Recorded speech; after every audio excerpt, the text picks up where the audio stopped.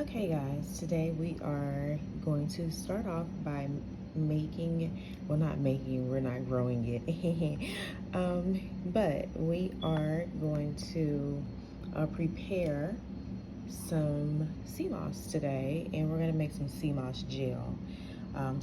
This is actually like a 2-day process, and we're going to start off by prepping and cleaning our sea moss, and I'll try to get as much of that on video as I can.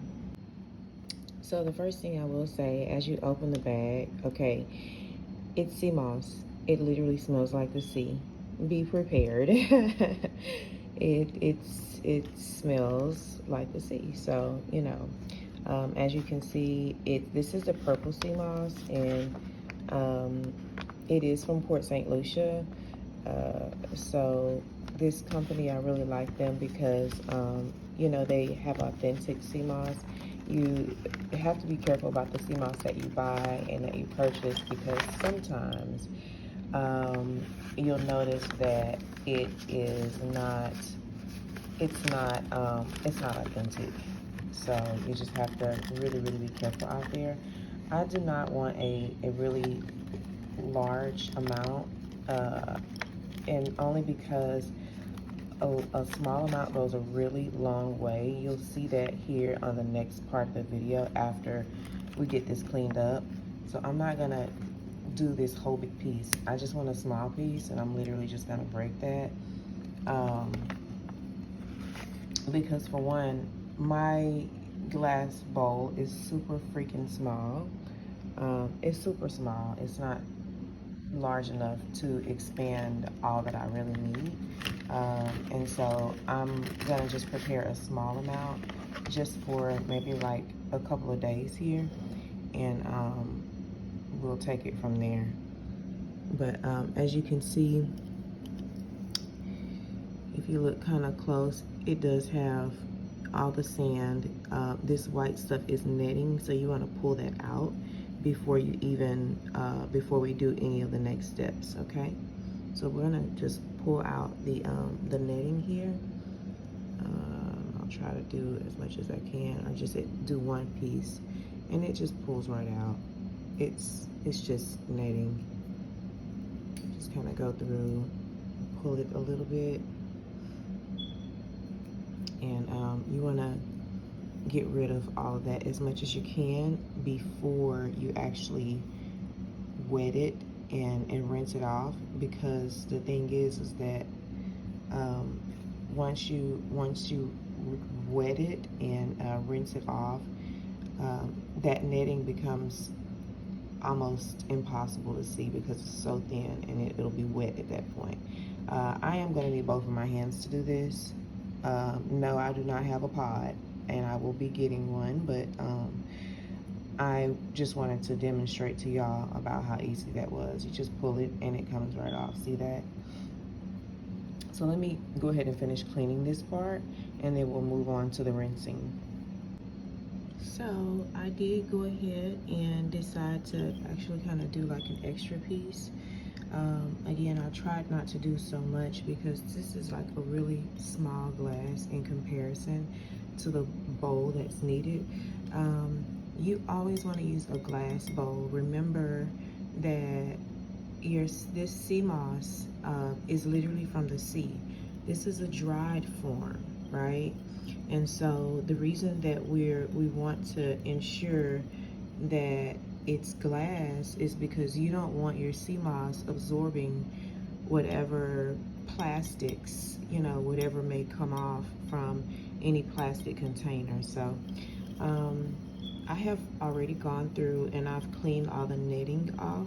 And again, you just want to make sure that you're using both of your hands, expand every piece. And it's like a really intricate, part, because you've got to get all of that netting off of there. Because guys, at the end of the day, we're going to be blending this, and it's really hard to see once that netting gets wet. So you just want it to have expanded every piece, making sure that there is no netting on there. This white stuff that you're seeing, this is sand. It's literally from the sea, guys. So that sand that we see on there, and we're gonna just go ahead and rinse this off. I'm actually gonna just grab a paper plate really quickly, just to put it in here for now, so that we can get all of the pieces rinsed off real well, and then we'll place them back in here. I'm gonna re-rinse my bowl.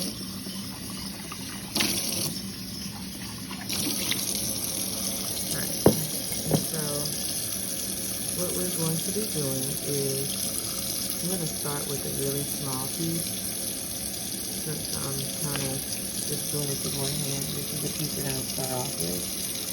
You're just basically going to take this and rinse out.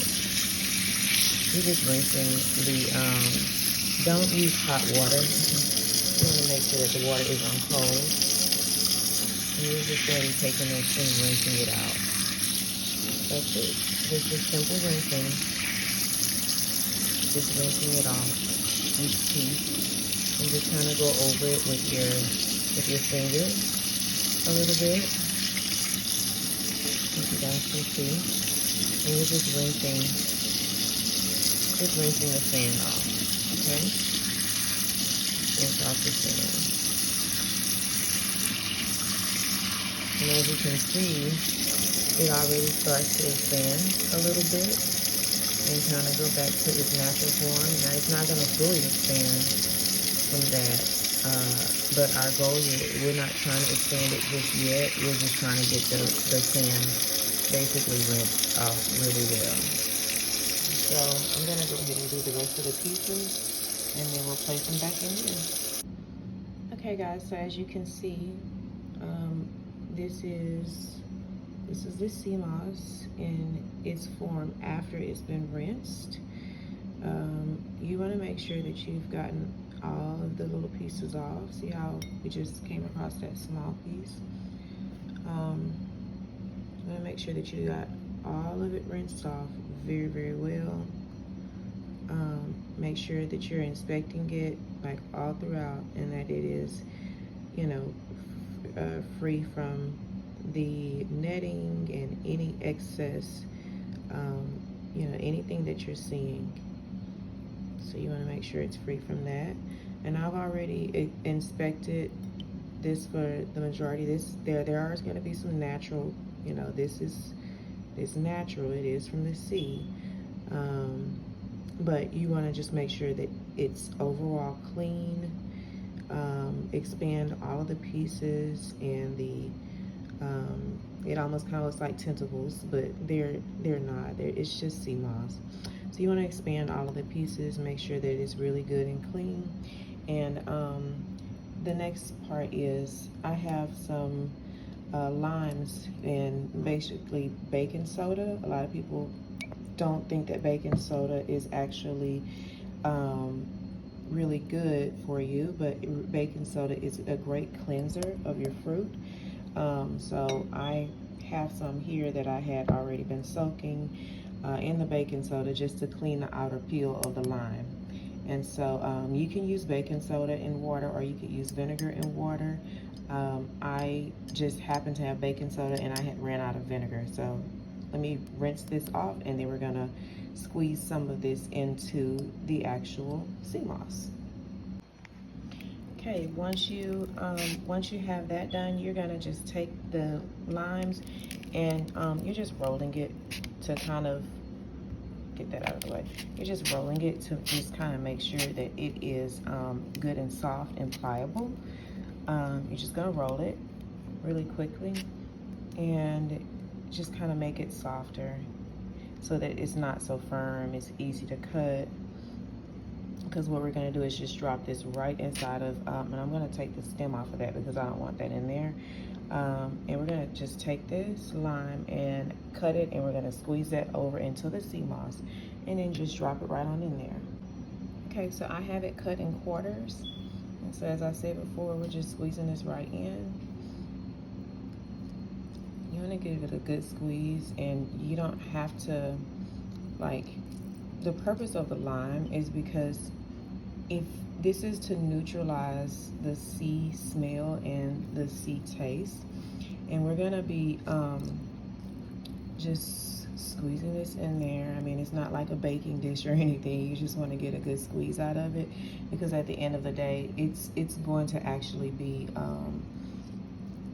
soaking in the water anyways, and it's all gonna soak up and it's gonna mix in together. So it's okay. It doesn't have to be perfect. Just get a good squeeze. And I did not use a whole lot of sea moss, so I actually don't feel like I need to use 2 limes. But the more lime that you use, sometimes it could not just be neutral. It's gonna kind of taste like lime or whatever fruit it is that you infuse into it. I like to do lime just to make it a neutral taste, because sometimes I actually use the sea moss to actually cook with. I don't only just use it in smoothies and all of that. I use this in actual cooking and preparing actual dishes, like, you know, different meals and stuff. So I don't want it to have a fruity taste today. I want to just keep it as a neutral flavor. I'm gonna do one more wedge. I feel like will be sufficient, because one thing, I don't necessarily like the taste of the sea. The last step is we're just gonna go ahead and pour in our spring water. Let me grab that real quick.